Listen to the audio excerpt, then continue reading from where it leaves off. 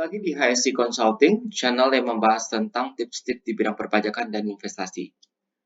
Kali ini saya akan membahas tentang pertanyaan-pertanyaan yang sudah diajukan oleh para penonton daripada episode-episode saya yang lalu di kolom-kolom pertanyaan. Mari kita simak satu-satu.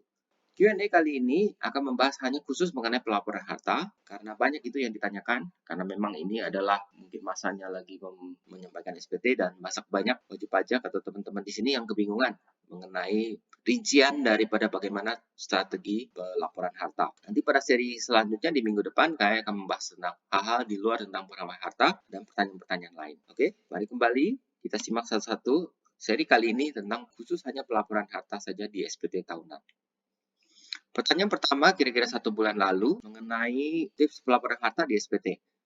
Charles Lim menanyakan, kalau pelaporan harta yang dilebihkan daripada sebenarnya, apakah diperbolehkan? Apa sanksinya kalau ketahuan? Makasih. Oke, prinsipnya adalah harta harus dilaporkan sewajarnya ya. Dan karena Anda ingat ya, di dalam pertanyaan atau di dalam pernyataan Anda waktu tanda tangan SPT, memang kalau dia e-filing banyak yang sudah nggak perlu tanda tangan ya, tanda tangan digital saja. Tapi juga ada pernyataan-pernyataan yang harus Anda setujui, yaitu bahwa dengan SPT ini Anda sudah menyatakan dengan keadaan yang sebenarnya dan Anda mempertanggungjawabkan kebenarannya ya. Nah, jadi kebenaran itu juga harus termasuk dengan harta yang kita lampirkan. Jadi harta menurut saya adalah harusnya berkesesuaian ya. Berkesesuaian. Jadi prinsip daripada pelaporan harta adalah nilainya selain keberadaan harta itu dilapor, tetapi nilainya juga harus bersesuaian. Karena kalau lapornya terlalu tinggi atau lapornya di luar dari kewajaran tentu akan menimbulkan permasalahan di kemudian hari. Nah, kalau dilebih-lebihkan dengan jumlah yang mungkin yang masih dapat ditoleransi ya mungkin boleh-boleh saja ya. Ada juga tapi orang-orang yang memang mau melebih-lebihkan harta yang sebenarnya tidak ada, tapi dalam kasus ekstrim seperti itu ya, jadi ada orang menyampaikan atau menambah-nambahkan harta yang tidak ada ya. Tapi resikonya apa nih? Kalau sanksinya ketahuan, menurut saya sih sebenarnya sanksi hampir tidak ada.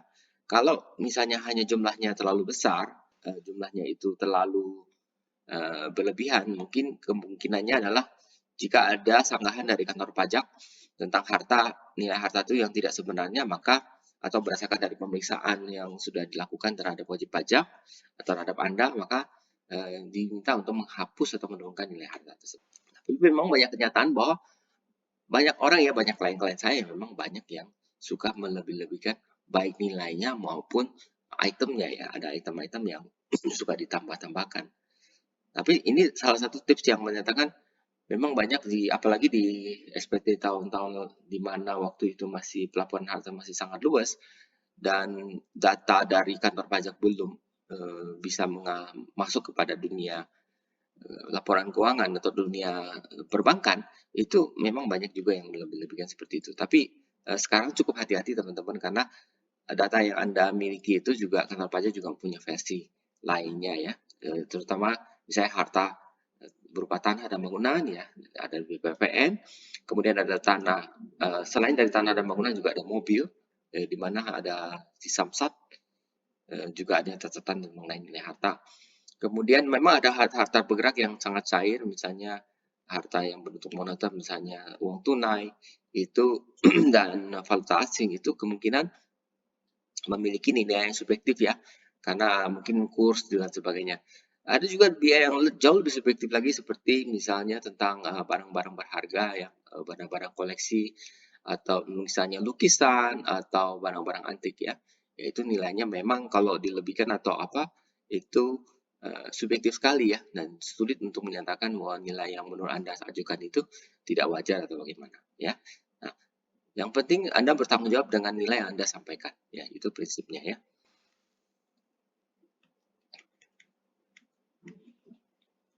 Nah, ada dalam kasus berat saya mau nyatakan tapi tidak semua terjadi di semua klien, bahwa hati-hati dengan melebih-lebihkan harta yang jauh dari kewajaran ya.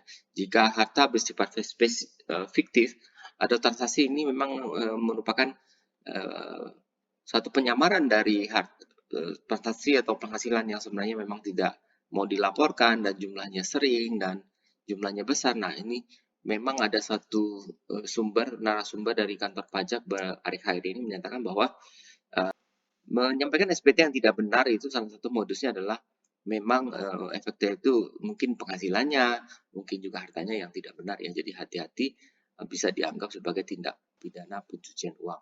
Nah, ini kalau untuk kasus yang serius ya.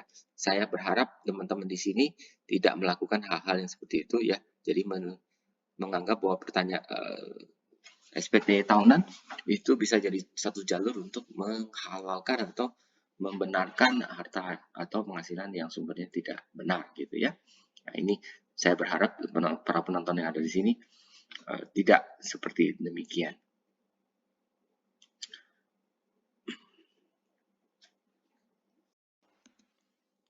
Selanjutnya pertanyaan kedua. Dari Lim Chen Mei 1 bulan lalu, Pak, saya mau tanya contoh harta saham apakah nilainya adalah perolehan tahun berjalan atau sampai dengan tahun tersebut. Apakah laporan posisi harta sampai dengan tahun sebelumnya dibiarkan? Terima kasih. Nah, ini ada beberapa kebingungan nih penanyanya. Misalnya contoh harta saham, harta sahamnya saham apa ya? Tidak dijelaskan di sini. Misalnya saham yang dibeli dari BEJ kah? Atau saham dari investasi patungan misalnya dengan teman atau dengan mendirikan usaha yang berbentuk PT di mana sahamnya adalah saham perusahaan milik sendiri. Nah, pada prinsipnya secara umum untuk pelaporan harta berupa saham itu harganya nilainya adalah sesuai ya, sesuai harga perolehan aja. Misalnya Anda mengenakan dana untuk membelinya di BEJ ya berapa harga perolehan dibeli pada saat itu ya. Nah, harga BEJ adalah harga yang terus berfluktuasi umumnya dan biasanya di akhir tahun juga memang ada cerminan tingkat harganya.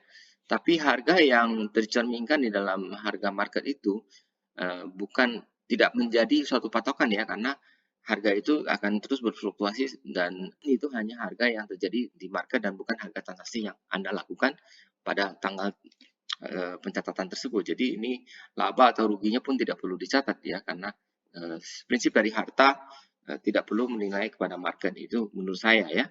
Karena akan menyulitkan sekali kalau kita harus memantau terus laporan harta apalagi kalau jika Anda memang bukan seorang daily trader di BEJ ya. Ya, kalau misalnya dari komponen dari income Anda memang Anda seorang orang yang bermain saham terus-menerus dan aktif sekali di dunia saham dan sehingga harga saham Anda secara aktif itu masuk dan keluar pasar, nah itu mungkin Anda memakai nilai market sebagai satu panduan saja, itu juga diperkenankan aja ya. Tapi kalau di lain hal hanya membeli sesekali dan itu membiarkannya di situ dan berharap di jangka panjang akan naik atau mengharapkan dividen, sebenarnya hanya harga perolehan saja sudah cukup ya. Jadi tidak perlu ikut-ikutin naik turunnya harga itu sesuai harga BEJ.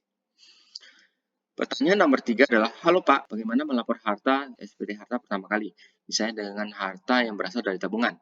Apakah akan dikenakan pajak karena tidak jelas sumbernya dari mana? Nah, ini kalau pertanyaan untuk dijawab seperti ini sebenarnya Anda harusnya sudah tahu ya sumbernya dari mana. Jadi menurut saya jawabannya Anda telusuri dulu ya asal usul dana tabungan itu dari mana. Anda bisa buka kembali tabungan itu ingat-ingat uang-uang masuk itu berasal dari mana. Karena itu menentukan apakah itu sebenarnya berasal dari jenis tabungan lain yang Anda pindahkan ke situ atau memang ada penghasilan yang Anda harus laporkan ya. Pertanyaan nomor 4 dari Ray 12 hari lalu, izin bertanya mengenai pelaporan harta di SPT pribadi, contohnya tabungan. Misalnya saya melaporkan tabungan 10 juta tahun perolehan 2020, kemudian akhir 2021 tabungan saya jadi 15 juta. Apakah saya harus mempertangani poin A, dengan 10 juta itu, terus tambahin lagi 5 juta, tertulis jadi di dua. Maksudnya ini berarti kan dua baris ya, satunya 10, satu lagi ya perolehan 5 juta. Atau dihapus saja, membuat laporan baru, harta baru di poin B dengan harta perolehan 2021. Nah, kalau cara pertama lama-kelamaan hartanya jadi banyak desainnya betul. Nggak usah kayak gitu ya. Jadi jawaban saya adalah lapor harta seluruhnya tanpa dipisah-pisah. Tidak usah dipisah-pisah, kantor pajak tahu. Karena begini, kantor pajak itu hanya melihat SPT Anda di tahun itu, dia tidak hanya cuma itu, dia juga akan mengkomparnya dengan SPT tahun lalu. Jadi dia tidak terpaku kepada hanya informasi di tahun itu, tapi dia biasanya berdasarkan analisa perbandingan dibandingkan tahun lalu. Jadi kalau tahun lalu 10 juta, tahun ini lapor aja 15 juta aja. Jadi selisih 5 jutanya, oh kira-kira kantor pajak tahu kok ini naik jadi 15 juta, berarti oh ada penghasilan nggak Anda yang lebih dari 5 juta. Itu aja ya. Jadi hanya seperti itu. Nggak usah ribet ya, nggak usah dibeda-bedain. Karena uang tabungan itu kan uang ini keluar masuk sangat aktif ya, biasanya ya. Anda juga pakai itu untuk tarik untuk belanja, untuk pakai transfer kemana-mana. Question number 5 di episode saya tentang pengisian SPT pribadi ini. Dari Wibisana Hostiadi, 3 minggu lalu. Pagi Pak, terima kasih untuk ilmunya, saya seorang karyawan. Selain penghasilan dari gaji, saya juga mempunyai penghasilan di bidang trading forex dan kripto. Broker yang saya gunakan adalah broker di luar negeri. Saya ingin bertanya, bagaimana cara melapor uang yang saya investasikan di broker tersebut? Dalam setahun saya berapa kali melakukan penarikan, tapi nominal tidak lebih dari 4,8. Bagaimana cara melaporkan dan tarif pajak mana yang saya gunakan? Ya, prinsipnya ya, pertama kali, kalau Anda mempunyai investasi-investasi di luar Indonesia, pertama-tama hati-hati ya, itu tidak ada regulasinya, sehingga kalau Anda cukup mahir, mungkin Anda memang sampai saat ini bisa memperoleh laba dari permainan ini, tapi trading forex dengan robot segala macam sekarang masih banyak isu ya, banyak sekali yang merupakan hanya modus penipuan dan tidak benar-benar mereka masuk pasar ya. Jadi hati-hati sekali teman-teman tentang trading forex ini ya, sudah banyak yang jadi korbannya.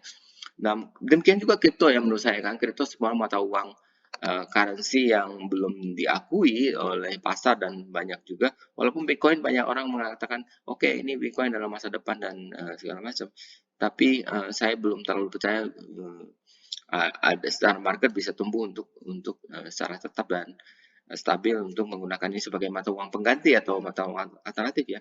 Ya hati-hati aja.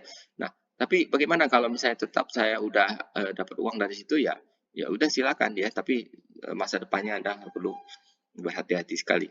Nah, laporkannya gimana? Laporkannya ini sebenarnya pakai saja ya masukin karena itu adalah potensi income di kemudian hari ya, dan uang yang Anda beli untuk investasi di situ kan sudah ada dari penghasilan Anda mungkin ya. Jadi Anda taruh di situ dan sampai dengan akhir tahun lapor ya, lapor. Gunakan aja kode 039 investasi lainnya, itu aja ya. Kemudian kalau memang profit ya, tarik-tarik uangnya artinya Anda profit ya. Jadi waktu harganya naik di atas modal, tarik uang, ya memang Anda bisa perlu lapor ya. Lapornya itu profitnya ya. Profitnya itu dari dibanding dengan modal awal berapa. Nah, kemudian ini tadi dibilangkan tidak melebihi 4,8 miliar. 4,8 miliar itu bukan suatu batas untuk yang relevan untuk Anda yang bermain forex atau apa, karena forex itu bukan dari, karena 4,8 itu memang iya itu ada batas dari penghasilan orang individu yang mengenakan tarif khusus ya untuk UMKM ya. Jadi untuk yang bermain forex ya, itu tidak tidak relevan untuk Anda ya. Jadi tidak ada hubungannya dengan UMKM. Jadi Anda juga tidak boleh pakai tarif yang 0,5% itu ya. Nah, tarif yang boleh dipakai apa ya? Tarif biasa aja ya. Nanti Anda boleh dari labanya kemudian dikurangkan dengan biaya-biaya jika ada ya. Misalnya ada biaya brokerage. Nah, itu kemudian ya kena tarif pajak biasa ya. Jadi 5% sampai dengan 35% ya. Sekarang tahun 2022 ini sudah ada tarif baru yang 35%, yaitu jika penghasilannya lebih dari 5 miliar setahun ya. Nah, itu angka yang untuk mengencourage orang-orang kaya untuk berbagi yang lebih banyak di dalam pembangunan ekonomi ya. Jadi tarif 5 sampai 55%. Jangan lupa ada PTKP juga, Anda bisa kurangi ya. Tidak banyak, 54 juta untuk Anda pribadi. Kalau menikah bisa tambah lagi sampai dengan anak 3 per anak. Nanti Anda bisa cari tahu sendiri berapa PTKP Anda. Oke, nah cukup sekian dulu sesi kali ini mengenai Q&A di bidang harta. Moga-moga membantu Anda dan tetap semangat ya, jangan lupa isi SPT Anda sebelum 31 Maret. Sampai jumpa lagi di channel besok, channel minggu depan tentang Q&A lainnya. Salam sukses.